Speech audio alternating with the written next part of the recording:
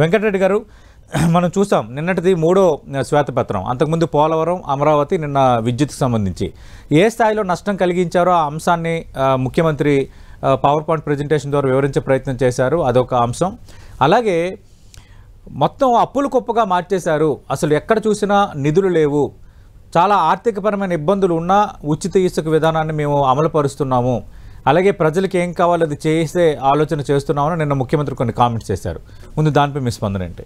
సతీష్ గారు, ముందుగా మీకు ప్యానెల్లో ఉన్న చెంగల్రాయుడు గారికి, 10 TV ప్రేక్షకులందరికీ నమస్కారాలు. Very good morning. Good morning అండి. ఇప్పుడు తను ఏమీ చేయలేను, నేను ఇంకా నిస్సహాయ స్థితిలో ఉన్నాను, సో గడిచిన ప్రభుత్వం మీద బురదేసేస్తే సరిపోతుంది కదా అనేటటువంటి చందంగా చంద్రబాబు నాయుడు గారు వచ్చిన మొదటి రోజు నుంచి ఈ రోజు వరకు ఆయన శ్వేతపత్రాల పేరుతో విడుదల చేస్తున్నటువంటి ఆ అబద్ధపు పత్రాలు క్లియర్గా కనపడతా ఉన్నాయి. ఇప్పుడు మేము అప్పులు చేసామని అన్నారు కదా, గడిచిన ప్రభుత్వంలో 2014లో ఏదైతే వారసత్వంగా ఎంత అప్పు ఉంది, 14 నుంచి 19 దాకా ఆయన ఎంత అప్పు చేశాడు, 19 నుంచి 24 దాకా మేము ఎంత అప్పు చేసాం, ఆయన అప్పులకు వడ్డీ ఎంత కట్టాడు, మేము అప్పులకు వడ్డీ ఎంత కట్టాం, ఇప్పుడు ఆయన ఎంత చేశాడు వచ్చిన ఏదైతే ఈ నెల రోజుల్లో అనేది శ్వేతపత్రం రూపంలో క్లియర్గా మెన్షన్ చేస్తే అప్పుడు మేధావులకు కానీ మీరు కానీ నేను కానీ ఎవరైనా కూడా నిజంగా మేము తప్పు చేసామా ఆయన తప్పు చేశాడో క్లియర్గా అర్థం అవుతుంది. ఎక్కడన్నా శ్వేతపత్రంలో ఉందా అప్పుల మీద కానీ, లేదంటే మీరు అన్నట్టు పోలవరానికి సంబంధించిన దాంట్లో కానీ, లేదంటే ఇప్పుడు మీరు అన్నట్టుగా విద్యుత్ బకాయిలకు సంబంధించింది, అంటే నిన్న మాట్లాడినటువంటి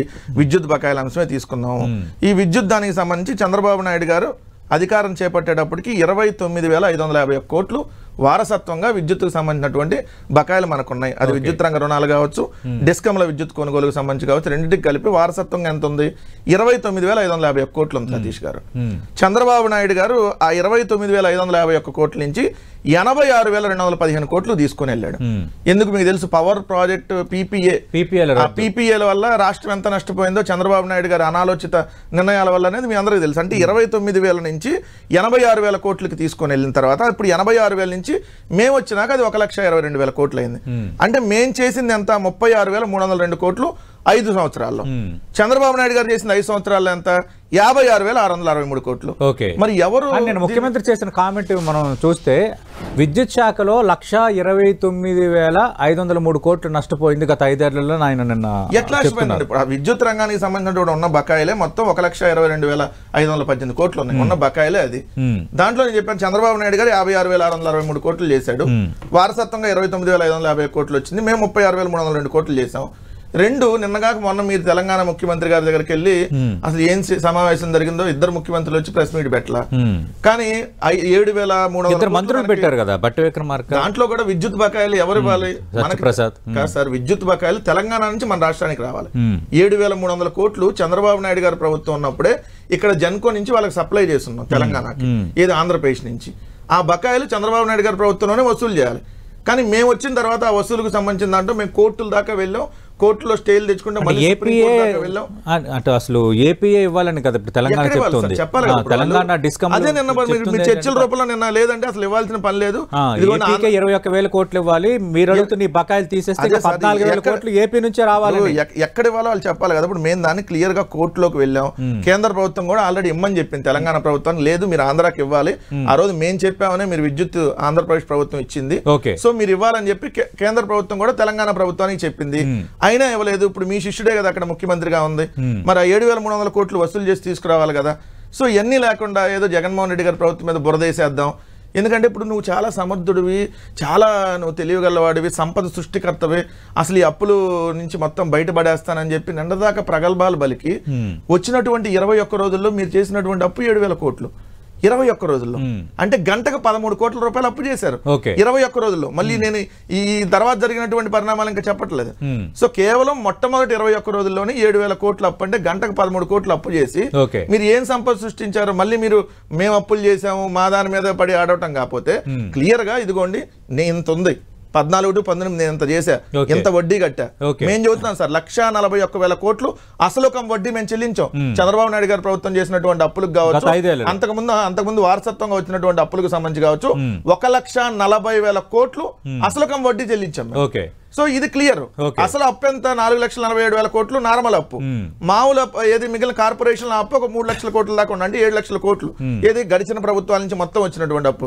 దాన్ని వీళ్ళు తప్పులు తడక 13 లక్షల కోట్లు 12 లక్షల కోట్లు ఇష్టం ఉన్నట్టు ప్రచారం చేసి రాజకీయంగా లబ్ధి పొంది ఈ రోజు మీరేం సమాధానం చెప్తారు చెప్పండి? ఇదిగో మేము ఇంత తీరుస్తున్నాం, ఈ విధంగా సంపద సృష్టిస్తాము.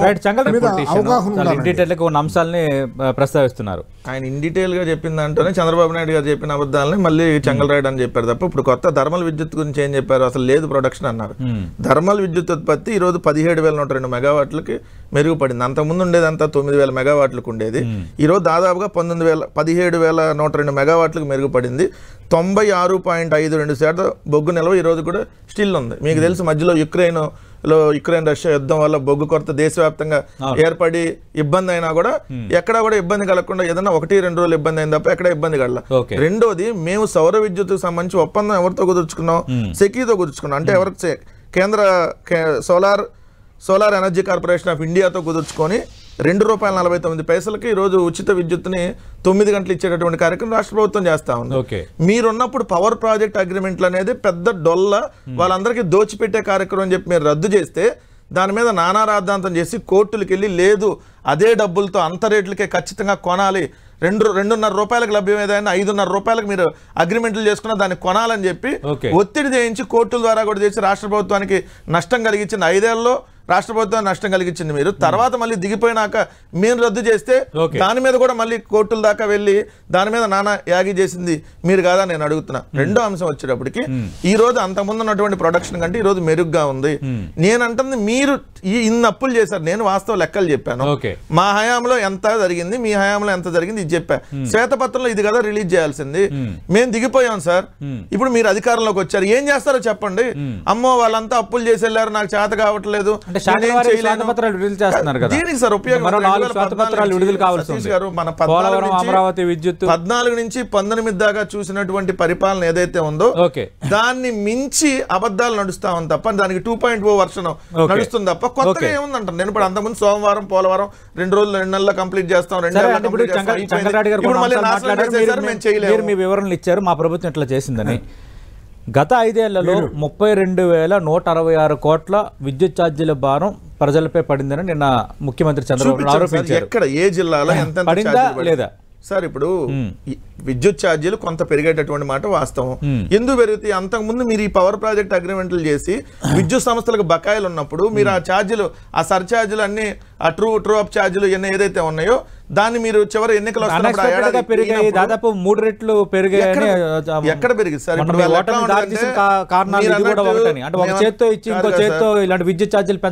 మీరు అన్నట్టుగా నిన్న రోజు 2-3 రోజుల నుంచి సోషల్ మీడియాలో చూస్తున్నాం. 8వ తారీఖు నుంచి ఉచిత ఇసుక విధానం అన్నట్టు ఇట్లానే ఉంటది.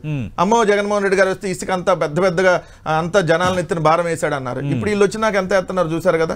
సో మేము ఉచిత ఆర్థికపరమైన ఇబ్బందులు ఉన్నా కూడా నేను ఉచిత ఇసుక విధానాన్ని అమలు పరుస్తున్నాను, దీన్ని కూడా కొంత రాజకీయం చేస్తున్నారని నేను ముఖ్యమంత్రి మరో ఆరోపణ చేశారు. మైసూర్ బోండాలో మైసూర్ ఉండదు, అదే నేతి బీరకాయలో నేతి ఉండదు అన్నట్టుగా ఉచిత ఇసుక విధానంలో ఉచితం అనేది ఉండదు ఆంధ్రప్రదేశ్ లో. ఇది ఒక పెద్ద వింత అనమాట.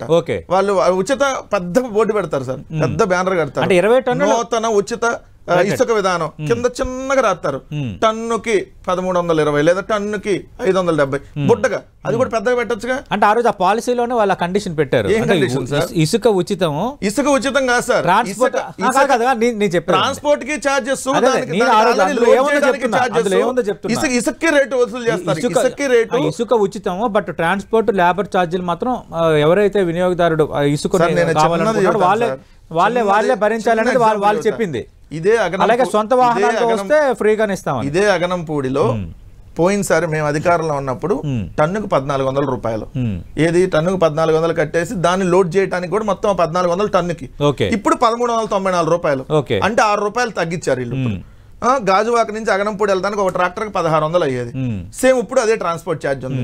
ఎక్కడ తగ్గించారు అంటే ఓ ట్రక్ వచ్చి 30 రూపాయలు తగ్గితే మీరు దాన్ని ఉచితంగా ఇస్తున్నట్లు లెక్క. అంటే 1400 కాకుండా మళ్ళీ మీరు టన్నుకి 475 ఎవరు చెప్పారు సార్? మీకు విత్ ప్రూఫ్లు అన్ని కనపడుతున్నాయి కదా సోషల్ మీడియాలో. సోషల్ మీడియాలో అప్పుడు ఎంత అయింది ఇసుక్కి, కొన్ని చోట్ల అయితే ఇంకా పెరిగింది, డబల్ అయింది. చంద్రబాబు నాయుడు గారు వచ్చినాక ఇప్పుడు వాళ్ళు ఉచిత ఇసుక విధానం అని చెప్పినాక, ఉచితం అని చెప్పి మీరు జనాలను మభ్యపెట్టి అధికారంలోకి వచ్చి ఈ రోజు జనాలను ఎత్తి మీరు ఇంకా భారం వేస్తున్నారు అదనంగా. మేము వేసామని అన్నారు కదా, దానికి ఆదాయం ఎవరికి వచ్చింది? రాష్ట్ర ప్రభుత్వానికి వచ్చింది. 750 కోట్ల రూపాయలు సంవత్సరానికి ఇసుక ద్వారా రాష్ట్ర ప్రభుత్వానికి ఆదాయం వచ్చింది. మీరు ఇప్పుడు ఆ 750 కోట్లు ఎవరు దోచుకుంటున్నారు? ఇప్పుడు ఏమంటున్నారు? నాయకులు దోచుకుంటున్నారు. కాదు, అది ఖజానాకు ఆదాయ వనరుగా మేము చూడము, అది రెవెన్యూగా చూడము. ప్రజలకు 20 టన్నులు ఇసుక ఇస్తామని చెప్తుంది ప్రభుత్వం. ఇప్పుడు ఒకటి ఎక్కడ రావాలి? చెప్తారు కాదు సతీష్ గారు, వస్తే ప్రభుత్వానికి ఆదాయం రావాలి, లేదు అని అంటే నిజంగా ప్రజలకు మేలు. మీ ఆదాయం ఎక్స్పెక్ట్ చేయట్లేదు, ప్రజలకు మేలు జరగడమే మా ఉద్దేశం. ప్రజలకి మేలు జరగట్లేదు, రాష్ట్ర ప్రభుత్వానికి ఆదాయం రావట్లేదు. మధ్యలో ఉన్నటువంటి కూటమి వెళ్తే పారదర్శక పాలన అంటే దీనికి సమాధానం ఎవరు? చంద్రబాబు గారు ఉచిత ఇసుక అన్నారు, కానీ ఒక టన్నుకి 1345 రూపాయలు కలెక్ట్ చేస్తున్నారు. ట్రాన్స్పోర్ట్ ఛార్జీ అనో లేబర్ ఛార్జీ అనో. మేము అదే టన్ను ఇసుక 1400 ఇస్తే 6 రూపాయలు తగ్గించి ట్రాన్స్పోర్ట్ ఛార్జ్ దానికి సంబంధం లేదు. ట్రాన్స్పోర్ట్ మీరు లారీ తీసుకొని వస్తే దానికి సపరేట్, వాళ్ళకి ఎన్ని కిలోమీటర్లు ఉంటే వాళ్ళకి సపరేట్ ఛార్జ్ వాళ్ళు కట్టుకుంటారు. దాదాపుగా 80 లక్షల టన్నులు ఇసుకను చేసి పెట్టారు. ఇప్పుడు వర్షాకాలం వస్తుంది కాబట్టి, ఒక్క నిమిషం అన్న, వర్షాకాలం వస్తుంది కాబట్టి ప్రజలకు ఇబ్బంది కలగకూడదని చెప్పి 80 లక్షల టన్నులు ఇసుకని మేము నిల్వ చేసి పెట్టాం. కానీ ఇప్పుడు ఇంకొకటి ఏంటంటే 35 లక్షల టన్నులు దోచేశారు ఈ 4 రోజుల్లో. అదే నిన్న ఏపీ ప్రభుత్వం చెప్పిన లెక్క 45 లక్షల టన్నులు అందుబాటులో ఉన్నాయి. అఫీషియల్ రికార్డ్ 20 లక్షల టన్నులు. మేము అధికారంలో నుంచి దిగిపోయే సమయానికి చంద్రబాబు నాయుడు గారు ఇంకా ప్రమాణ స్వీకారం చేయక ముందుకే 80 లక్షల టన్నులు ఉంది. దాంట్లో 35 లక్షల టన్నులు జనసేన తెలుగుదేశం కూటమిలు ఎత్తుకెళ్ళిపోయారు. ఎత్తుకెళ్ళిపోయి మాయం చేసి ఇప్పుడు ఆ 35 లక్షల టన్నుల సంగతి వదిలేశారు. నూతన ఉచిత ఇసుక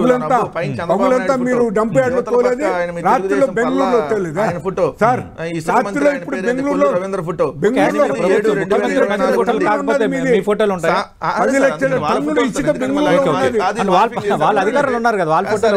నూతన ఉచిత ఇసుక విధానం పెద్ద బ్యానర్ సార్. కానీ చిన్న కిందగా డిపో వద్ద ఇసుక టన్ను ధరకు 1394 రూపాయలు. ఒకరికి ఒక ఆధార్ కార్డుకి రోజుకి 20 టన్నులు మాత్రమే. ఈ డబ్బులు ఎవరికి వెళ్తాయి? రివర్పేట దగ్గర ఉచితమో, డిపో దగ్గర తీసుకున్నప్పుడు ఇవి అప్లై అవుతాయి అంటున్నారు సార్.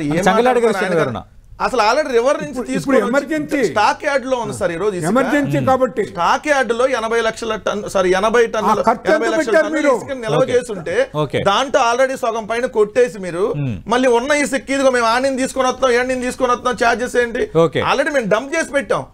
మేము డంప్ చేసి పెట్టిన తర్వాత దాన్ని మీరు ఏది ట్రాక్టర్ లోకి ఎక్కించడానికి టన్నుకు 1394 రూపాయలు తీసుకుంటున్నారా? ఏ ట్రాక్టర్ లోకి వేయడానికి ఒక టన్నుకి అంటే 4 టన్నులు పట్టిద్దండి ట్రాక్టర్ కి.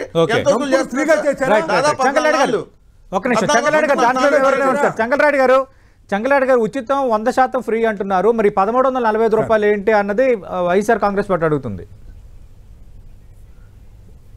సార్ వాళ్ళకి అర్థం కాలేదేమో సార్. మాకు అర్థం అవుతుంది సార్, ప్రజలకు కూడా అర్థం అవుతుంది. 14 to 19 ఉన్నటువంటి మాట్లాడండి. చంగలాడి గారు 250 రూపాయలతో తోలిస్తా నేను. చంగలాడి గారు అసలు దేనికి తోలిస్తారు? రైట్, ఒక్క నిమిషం.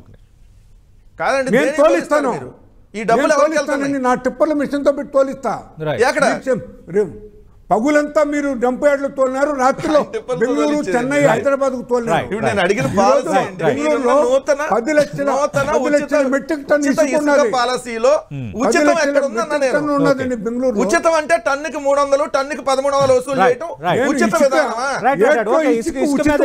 డిస్కషన్ నడుస్తుంది, ఇంకా నడిచే అవకాశాలు కూడా ఉన్నాయి. వెంకటరెడ్డి గారు చర్చను ముగించే ముందు ఒక బ్రీఫ్గా ఒక ఇష్యూ. ఆల్రెడీ టీడీపీ ఆఫీస్పై దాడి కేసులో మీ పార్టీకి సంబంధించిన నేతలు మంగళగిరి మాజీ ఎమ్మెల్యే ఆర్కే, అలాగే దేవినేని అవినాష్ మీ పార్టీ నేత, మీ పార్టీ సీనియర్ నేత సజ్జల రామకృష్ణారెడ్డి ముందస్తు బెయిల్ పిటిషన్ దాఖలు చేశారు. ఈరోజు అది విచారణ కూడా రాబోతుంది. అంటే ఎందుకు మీరు ముందుగానే ఎందుకు ఈ విషయంలో అంటే తొందరపడుతున్నారు? సార్ తొందరపట్టలేదు, వాళ్ళు ఆల్రెడీ దాంట్లో ఆందోళన పడుతున్నారు. సజ్జల రామకృష్ణారెడ్డి గారిని, తలసిల రఘురామ్ గారిని, లేల అప్పిరెడ్డి గారిని, అట్లాంటి దేవినేని అవినాష్ గారిని వాళ్ళ పేర్లు పెట్టి వాళ్ళని ఆల్రెడీ అరెస్ట్ చేయాలనేటువంటి ఆలోచనతో ఏదైతే ఇప్పుడు ఉన్నటువంటి చంద్రబాబు నాయుడు గారి ప్రభుత్వం ఉందనేది వాస్తవం. కానీ అంతకుముందు తెలుగుదేశం పార్టీ ఆఫీస్ మీద దాడి జరిగినప్పుడు మా ప్రభుత్వ హయాంలోనే 70 మంది మీద కేసులు పెట్టి వాళ్ళలో దాదాపు 32 మంది 33 మంది అరెస్ట్ చేస్తే దాని తర్వాత కొన్ని రోజుల తర్వాత వాళ్ళకి రిమాండ్ వేశారు, తర్వాత బెయిల్ వచ్చింది. సో ఆ ఇష్యూ నడుస్తా ఉంది. కానీ అటాక్ చేశారు కదా, వైసీపీ ప్రాత్పరం లేదంటారు, వైసీపీ ధైర్యం లేకుండా టీడీపీ ఆఫీస్ మీద అటాక్ చేస్తారా?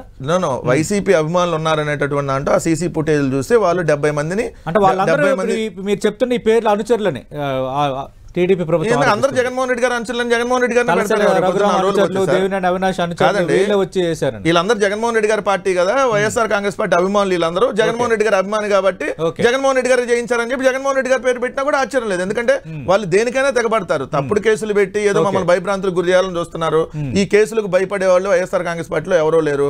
మీరు పెట్టే దాని మీద మేము న్యాయపరంగానే వెళ్తాము, హైకోర్టు కాదు సుప్రీంకోర్టు దాకా వెళ్తాం. మీరు చేసేటటువంటి ప్రతి కార్యక్రమం, ఎందుకంటే మనం మీరు పార్టీ ఆఫీసులు అక్రమంగా గొలిస్తే మేము కోర్టుకి వెళ్ళాం, కోర్టు స్టే ఇచ్చింది, మీరు కోల్చడానికి వీల్లేదని చెప్పి. సో అట్లానే మేము ప్రతిదానికి ఇప్పుడు మీరు ఆల్రెడీ అక్రమ కేసులు పెడుతున్నారు, ప్రతి చోట జరుగుతుంది ఇష్యూ ఒకటి. బట్ డైరెక్ట్ గా పార్టీ కార్యాలయంపై మా హయాంలో జరిగిన మేము వాళ్ళని అరెస్టులు చేశాం, తర్వాత బెయిల్ అనేది న్యాయపరంగా వచ్చింది ఎవరికైనా. ఎక్కడ కూడా వివక్ష చూపించలేదు.